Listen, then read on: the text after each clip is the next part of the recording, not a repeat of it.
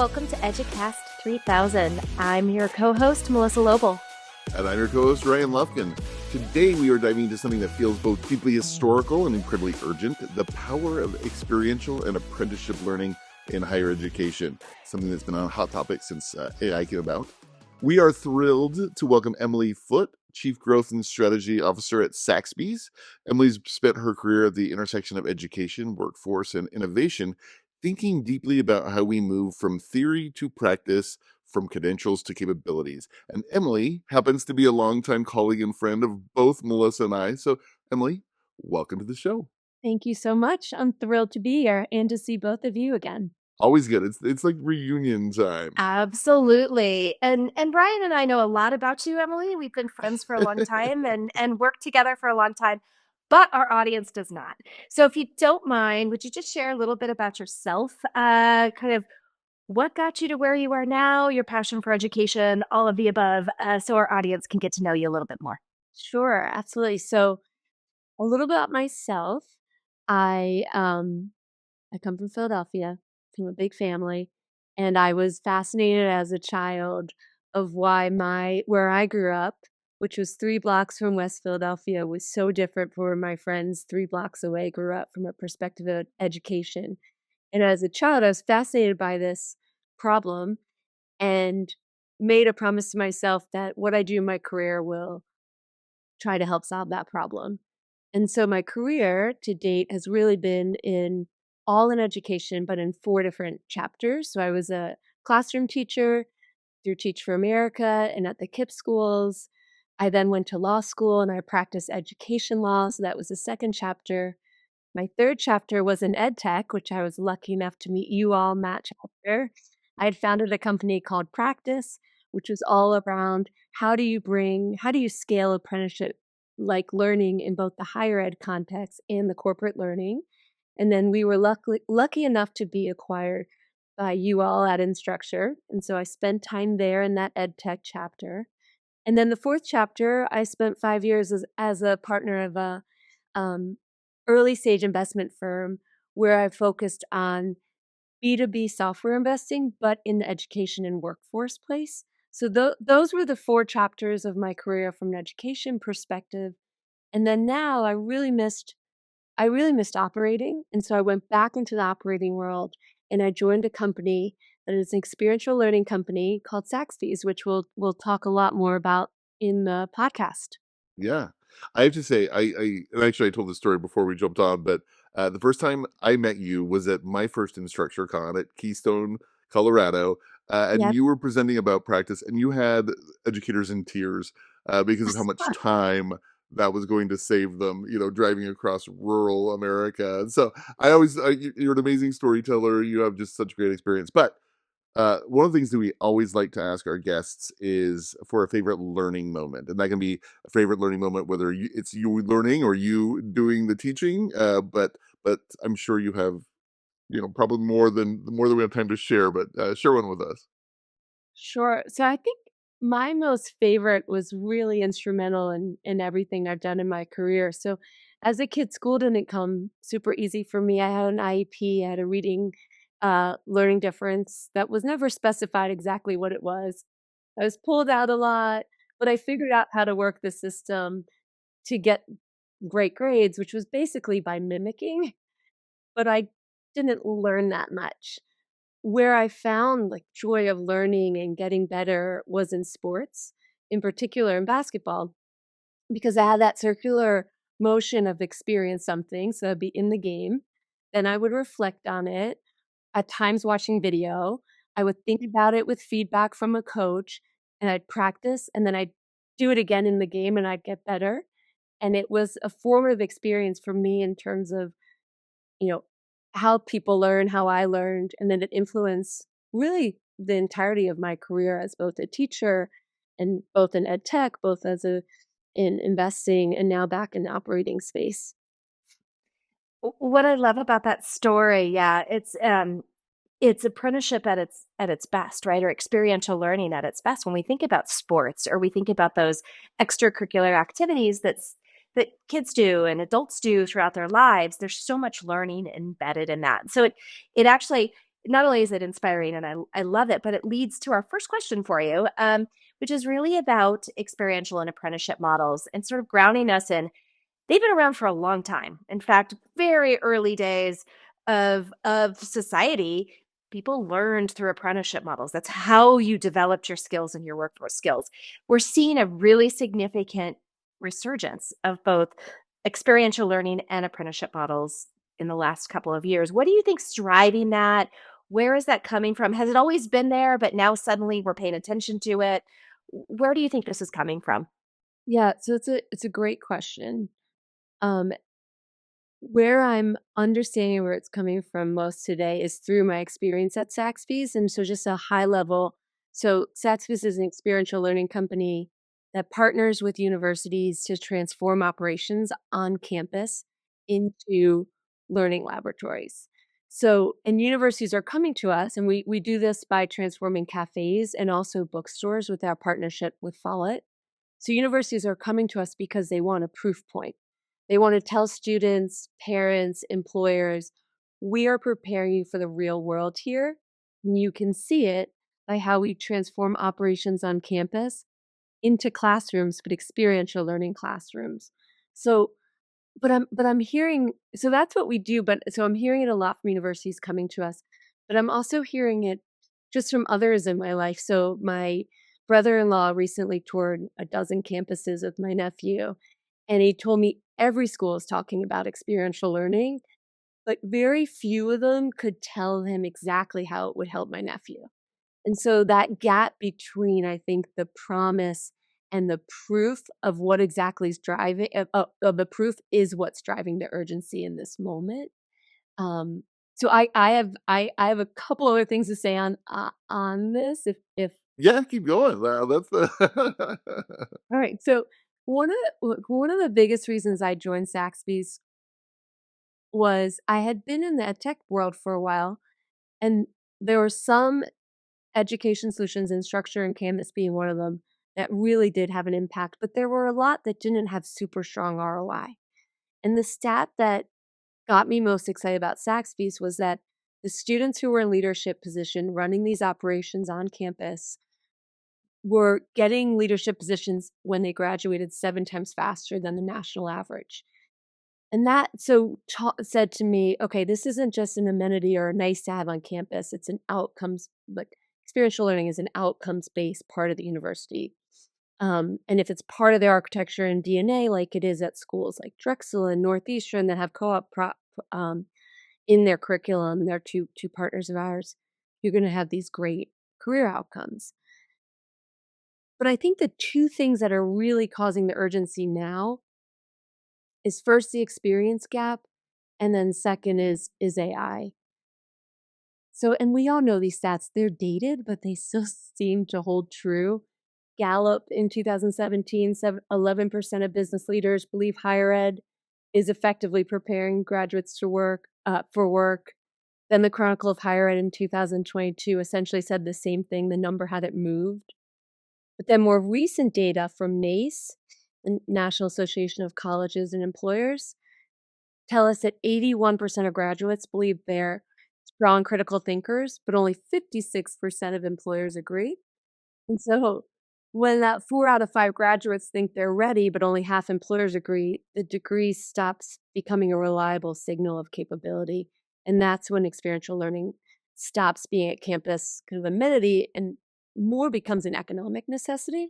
So that's one reason I think there's an urgency. The second is just AI supercharging all of this.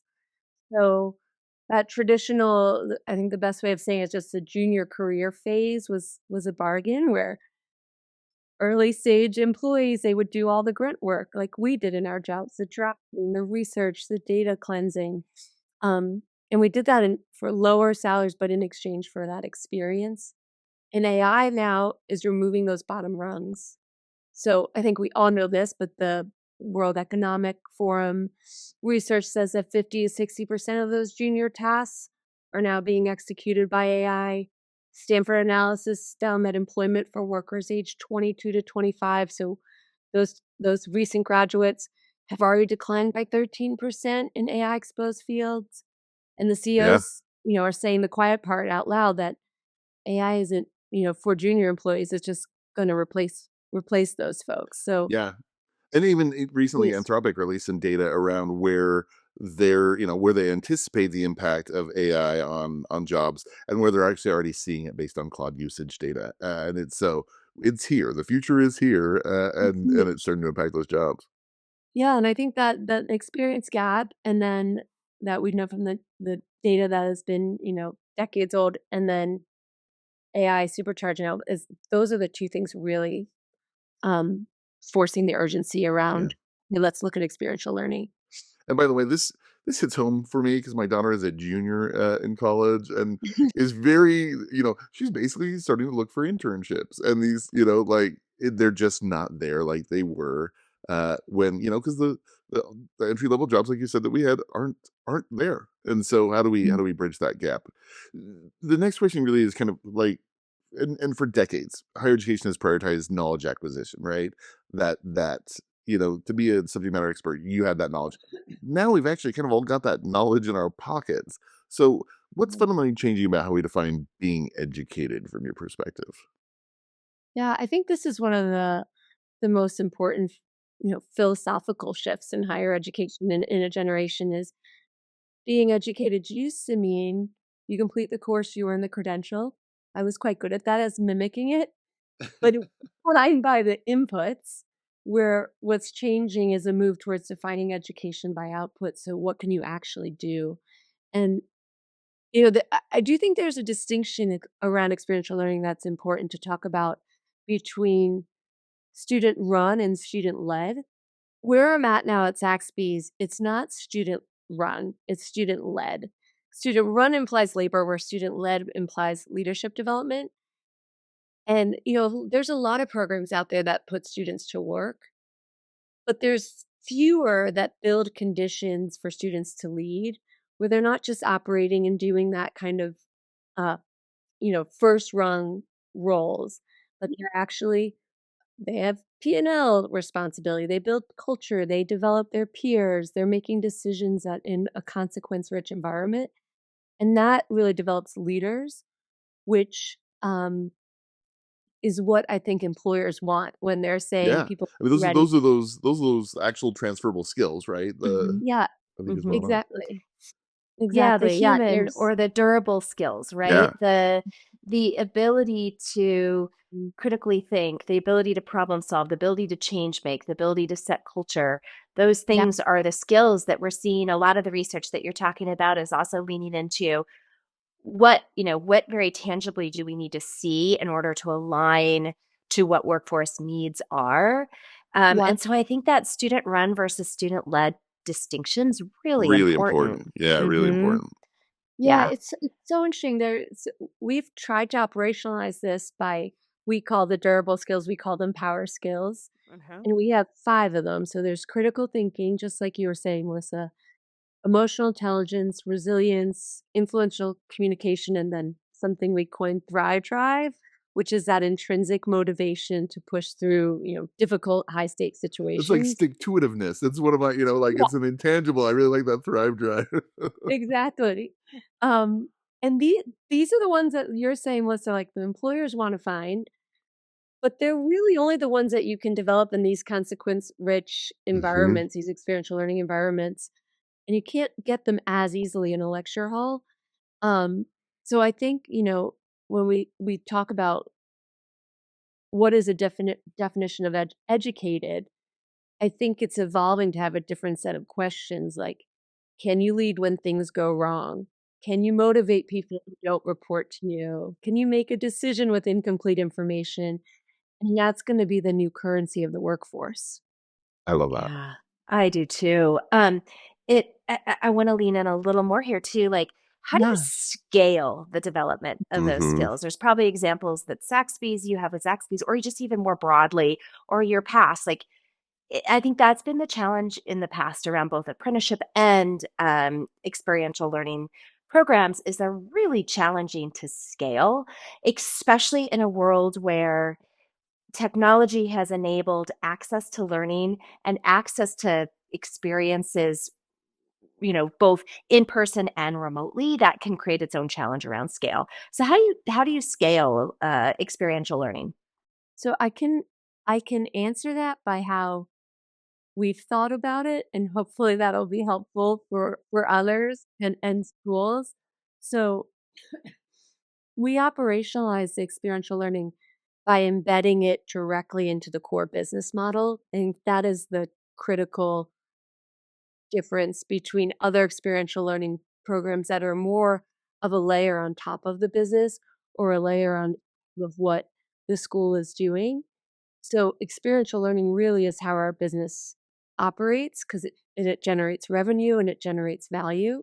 And this ensures that it scales and does not become kind of a high touch limited access program. So if it's helpful, I can kind of tell you how that works, um, and where the scale comes from. So universities provide us space and students. So we'll go into new construction. So we're opening at Wellesley next month in their new construction for their library, or we converted an Einstein Brothers at John Carroll University or Starbucks at Drexel. So that's the space, and then they give us the students to work there. And the student leaders deliver this operational excellence in part, and they come out with career skills in part because of the curriculum we have around them. That generates revenue for the cafe, and then that funds the student wages. Then they also come out career ready, and the universities now have something to showcase as an ROI. And when we have that strong ROI of a strong financially viable operation on campus, plus the career outcomes, then more schools want it. So last fall, we opened 4 new cafes. This year, we have 8 new partners. We haven't announced them all yet, but there's a handful, like SUNY Plattsburgh and Fairmount State, which is our first one in West Virginia, and University at Albany, Mount St. Vincent University, and Wellesley, like I just mentioned. But when those RI show, then the cycle gets stronger. Yeah. You can scale it, but it's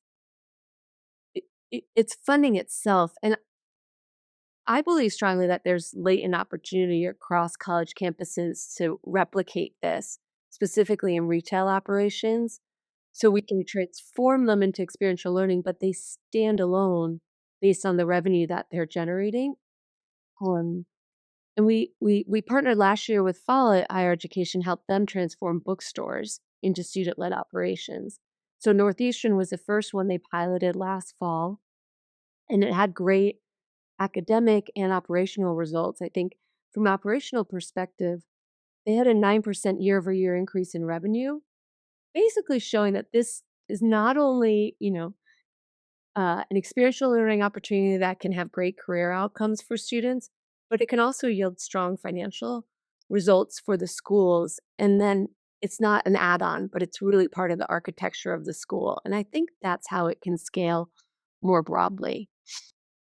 That's amazing. Like even before the even before the rise of AI, right? We were talking about that skills gap, and it feels like that's why. But one of the you know secrets of success of most successful apprenticeship models is that they require a deep employer partnership, right? What does it Mhm. take to truly align educators and industry in a way that benefits learners rather than just serving that short-term hiring needs?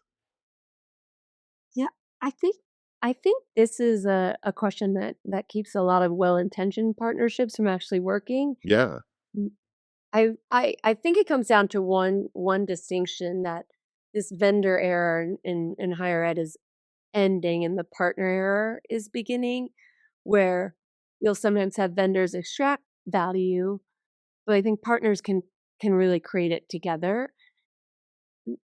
The risk that I've seen, and it's not all of them, but in a lot of employer education partnerships, is that it often comes with a recruitment pipeline where the employer comes to campus, they select the top students, then they have their talent pipeline. It's not exactly experiential learning, it's more well-dressed job fair. Yeah, like, that's a good way to describe it. Yeah. Yeah, it's not necessarily bad, but I think it's a gray zone for saying that's experiential learning. Yeah. Um, so I think, if employers work with the campuses to really be true academic partners and That's sit the at the table. close that loop to actually, Mhm. make sure they're mapping the skills to the academic aspect of it. That's incredibly important. Exactly. Yeah, Yeah, I and then love I that. think it's like, how do we create value collectively as opposed to Mhm. a one-way value street? Yeah. I think too, like, I think that's such an important piece to understand because you'll also see you have to align as educators and employers on what are the outcomes that are joint outcomes for you.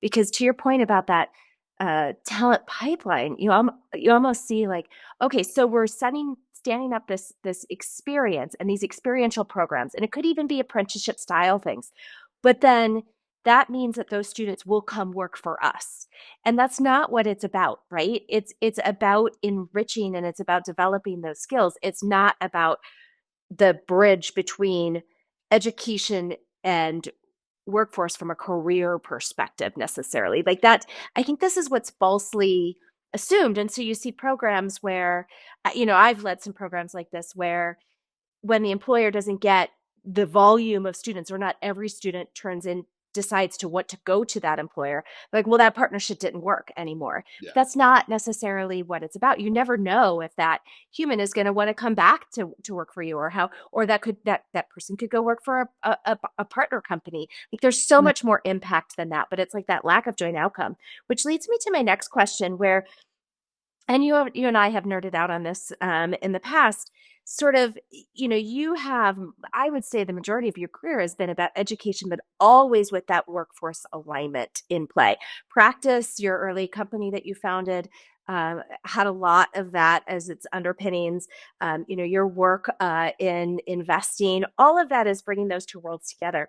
I'm curious, over that journey, how has your thinking evolved around how the classroom and workforce are either entwined or are, what does that continuum look like in your mind, and how has that evolved over your career? Yeah, so great question. I think early in my career, even a bit with practice, I thought about this question as binary, so classroom learning versus real world experience. Because practice was practicing not in the real world. It was practicing to get into the real world. And I've come to really believe that this framing is wrong. I think the most transformative learning happens at the intersection. So theory without practice produces graduates who know things that they can't do. But practice without theory produces competent technicians who can't transfer skills into new contexts.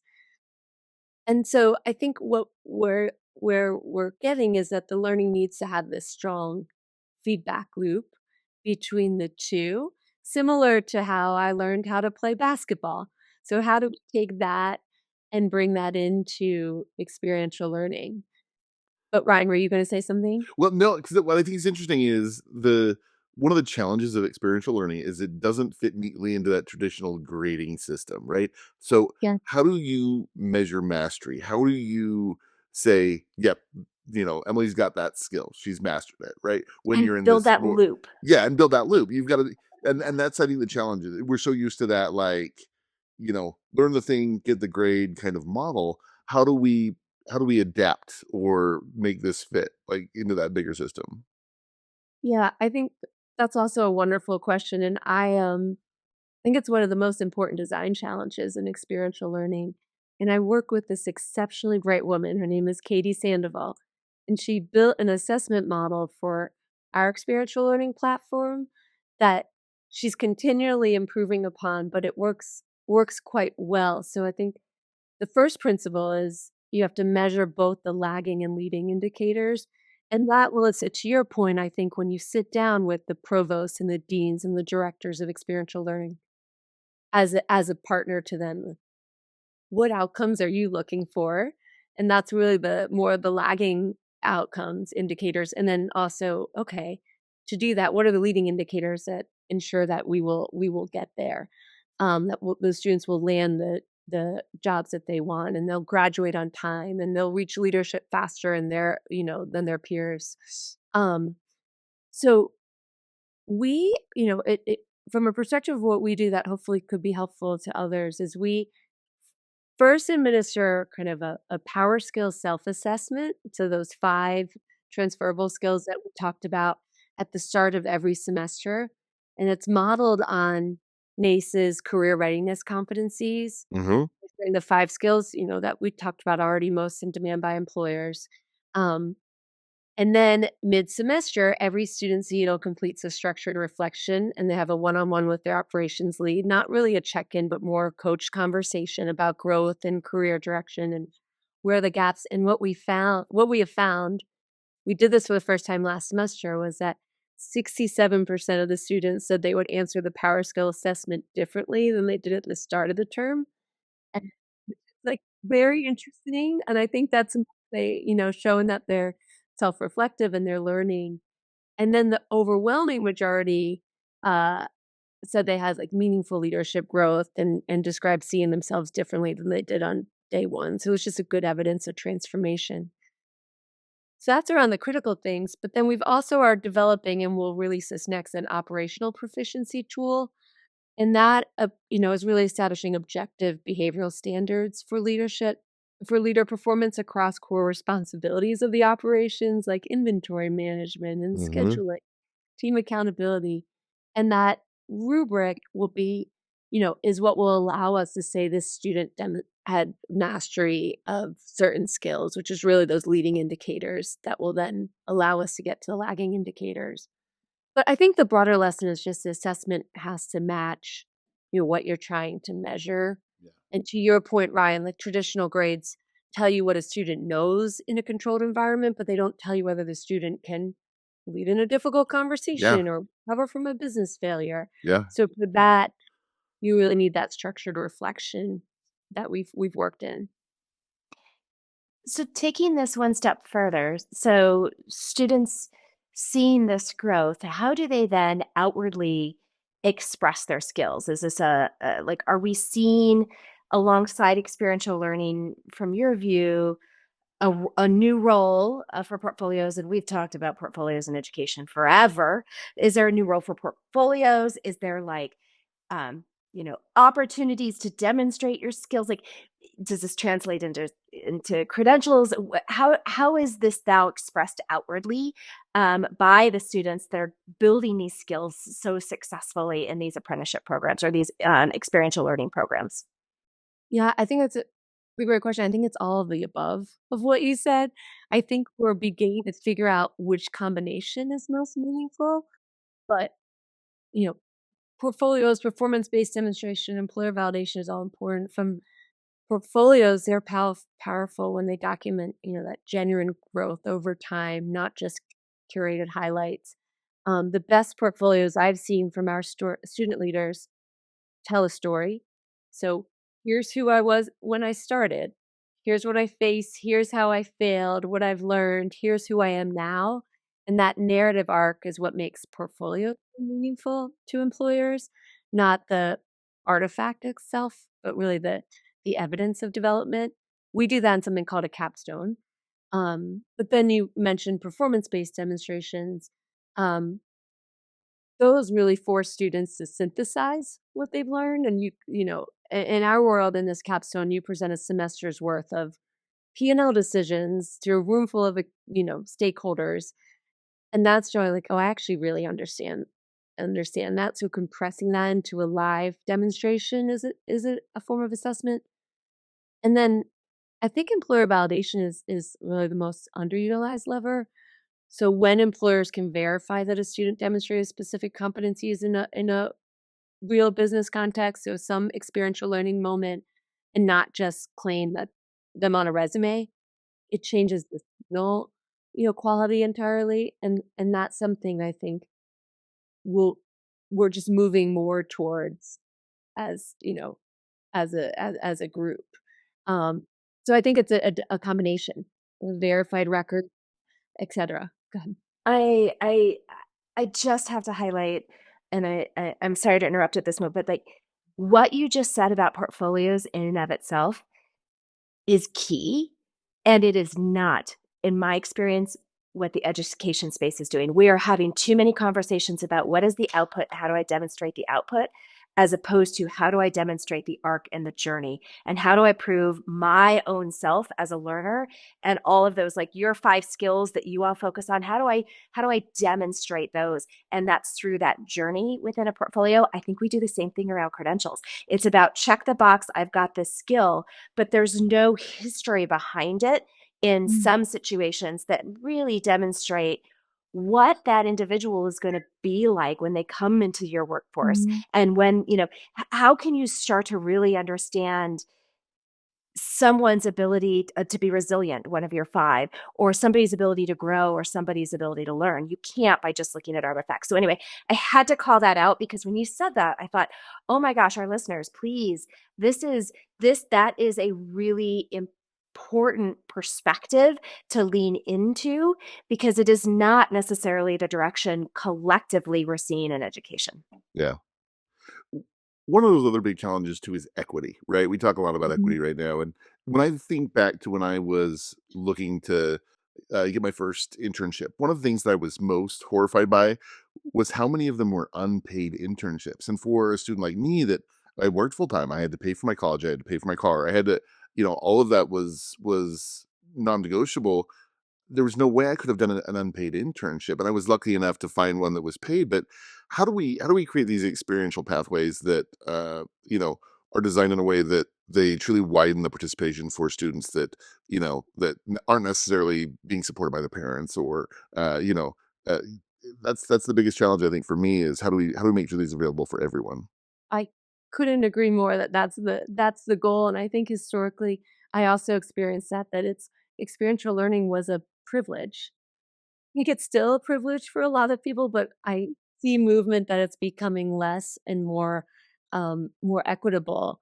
But, just like you said, unpaid internships in cities, you can only afford if somebody's subsidizing your rent. Exactly. Yes. Yes. Network with the access to your parents know those folks, or, Hmm. those opportunities compound advantages for the students who really already have advantages. So I'm actually quite this is another reason I was really drawn to join Saxbys. They've had equity at the core of what they've done, and I think it's Yeah. a great model for others to learn from. Um, so every experience that we provide in the cafes and or the bookstores through the follow-up relationship is paid, but students also earn academic credit. And those leadership roles, the wages are really, commensurate with responsibility. So across the first 10 years that of Saxby's, it's been, doing experiential learning for 10 years, students have earned over 17 million in wages. Not, not incidental. It's really foundational to the um and the other thing that's I'm proud of, and it's because of how it's built into how we do things, which is really about paid and credit, is, during last school year, 56% of our student CEOs were from were first gen college students or came from underserved backgrounds. And that has been pretty much the same stat across the 10 years being in experiential learning. And it's not because we're lowering the bar. It's because the model removes those barriers, Ryan, that you had talked about, that typically filter students out because they have financial need or there's geographic access. Well, these experiential learning opportunities are on campus, and you don't need a network to get to those opportunities. So, the other thing I think that's really interesting about making equity part of the core, equity meaning pay and credit,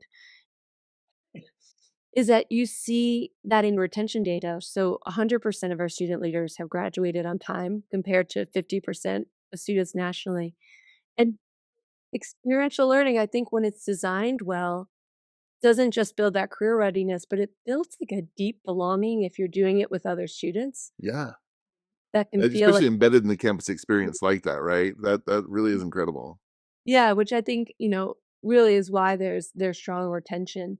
Hmm. Um, So I think generally for experiential learning, when people are designing it, the design principle is it a feature that you should add after the model's built for the equity, but it has to be the foundation, and that's paid, accessible to all majors.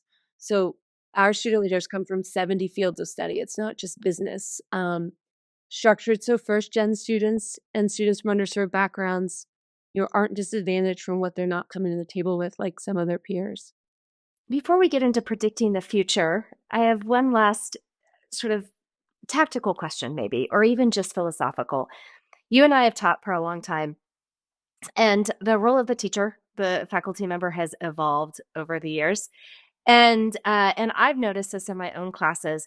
5 years ago, I would get one student that would ask me about, how does this align to these careers that I want to get into? Or, what skills am I really getting from this work?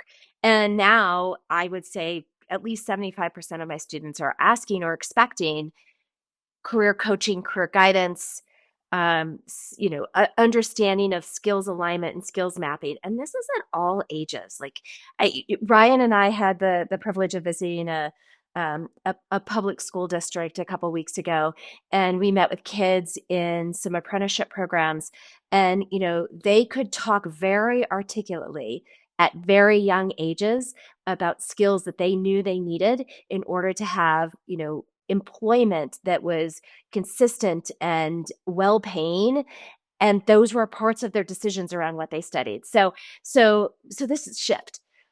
But faculty and teachers, it's a different skill set. How are you seeing this evolve? How are you, what's happening to the faculty member or the teacher in all of this?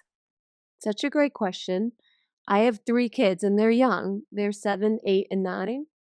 And I forget the software that they use, but it's all about connecting their work in the classroom to careers and having them make those connections similar to what you're saying. And it's listening to them is very similar to what you're hearing. They're so articulate about what skills they want to gain so they can have a job that they enjoy and make money from. And it's fascinating because I never thought like that. Nobody No. like that wasn't a part of the curriculum of like, oh, you guys are a lot smarter than I Yeah. than I I was. wanted to I wanted to be a garbage man because I got to ride on the outside of the truck when we were Yeah, kids, just right? I one mean, that on looked rad. was great. Yeah, it's I'm like thrilled by it, but it also makes us all have to up our game. And to your point, Melissa, like how do we have to evolve as educators? I think the individuals that are most effective um, in an experiential learning kind of ecosystem is less a lecturer and more of a learning architect, which is why you're such an incredible teacher, Melissa, because you have a learning design and development background of from a training and execution perspective. But your design experience and those that really think about it as a learning architect as opposed to a lecturer, I think that creates like great conditions for students like the ones you were talking to, or my kids, or your daughter who's a junior now, Ryan, to have like deep insight into what skills they have to develop for a successful future. Um, and that really comes from educators who are coaches and who help them reflect on their practice so that they can then take that feedback and go back and act again and then do that cycle, just like I learned in basketball and our student CEOs learned working with their operational coaches. Um, and so I think those connections are made through experiential learning, but with an educator who's the coach or the guide on the side. Um, we are like unbelievably lucky because at many of our universities, and I actually looked at a bunch today, and they're they're actually all also Canvas users. Nice. Um, had a like worked with us as an experiential learning partner and then have been able to extract, okay, what are the students doing at the cafe or even students that aren't in the cafe, but how can we use this as an example to bring into the classroom and really be that guide on the side? So uh, there's folks at Penn State, Jeanette Miller and Mackenzie Anderson. They did a case study where they looked at our plant-powered menu, and then they invited students to think through product market fit to align more with Gen Z consumers. And Monique Kelly at Boston University she used it to develop the Saxbys and the experiential learning to develop media strategies and marketing briefs. Brendan Bowler and Dave Lipinski at UVA used it. So let's go look at this experiential learning and how can we do a market map from a go-to-market of what other Yeah. schools in the radius of UVA can use this. Stephen Fleming at Rowan University used it also to see. He uses an interdisciplinary case study for liberal arts students and how can they think about market expansion, but through liberal arts education. Interesting. Yeah, that's cool. It's very interesting. It's many, many more, but all of those professors are just great examples of how they're using real world application experiences their students are having, and then integrating the learning through those experiences and being the guides for them to be reflective on it, to think and act, and then be able to go back in the cafe and use those marketing strategies they Oh learned yeah. about in the Yeah. classroom. So yeah, I think it just requires like comfort and ambiguity. It requires deep knowledge of the experiential industries or learning that's happening in the industries that the experiential learning is happening in.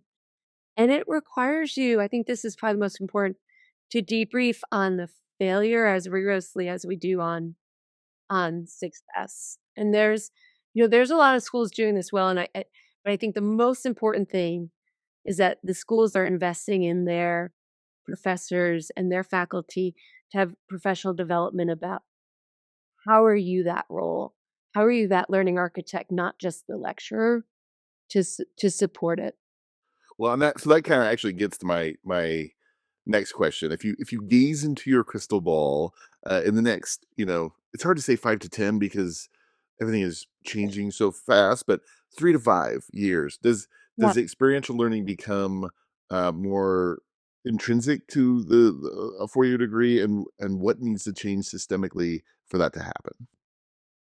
So I believe that that it will become more part of our DNA as higher education institutions. Um, but the reality right now, I think it will be 5 or 7 years because the reality right now is most experiential learning programs are bolt on. Um, and what can be bring, I think, more systemic change is if the model's incentives compound rather than kind of accumulate, where each student outcome will lead to more partnerships and make it easier to secure. Um, I do think it will be the norm. I think it's going to take 5, 7, maybe even 10 years, because I think three things need to change for this to become the norm. First, I think crediting frameworks have to Yeah. evolve. So, too few institutions offer academically integrated pathways for students to access experiential learning. So, credit is the difference between it being an add on and to be equity driving, which what we talked about earlier. Um, and without it, it really just becomes an experience for students who are already privileged that have the time, the money, or the flexibility to do it. Second, I think employer behavior has to change when the employers reward demonstrated competency over pedigree. I think the universities will invest more in bringing those opportunities.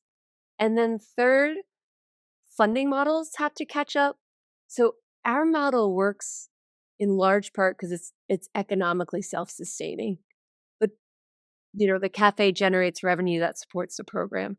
But not every experiential learning model has that built-in economics. So I do think policy and philanthropy have a pretty large role to play. Um, but as we talked about earlier, AI is really driving a Accelerates a urgent lot of this. demand for Yeah. this. Yeah. So I think if we think about those three things, um, the credit pathways that schools support you doing experiential learning and getting credit for it, and the experiential learning pays you. The employer behavior changes to reward competency over pedigree, and then the funding models change. We'll get ahead of the Yeah. yeah. I Beat slowly the beat Yep. the prediction. Yeah, Love exactly. it. I love it. And I think on that note, this is a great place to wrap up. Emily, thank you so much for your sharing your deep experience and insights, the work you're doing now. And I think it all is in service, and you've always been this way, of ensuring that, people, wherever they are on the learning journey, are able to contribute to their communities, their personal and their professional lives in the most meaningful ways. And I just love that. It's just so inspiring. So thank you so much for being here. Also, I'll Amazing. note for our listeners, Emily mentioned a number of different sort of research reports and things like that. We'll make sure we add those to the show notes so that you have some other that's references that she mentioned as well. Emily, thank you so much Thank for you being so here. much. Amazing. Thank you all for having me. It was a pleasure. I was honored to be able to have an hour to speak to both of you. So thank you. Thanks, Emily.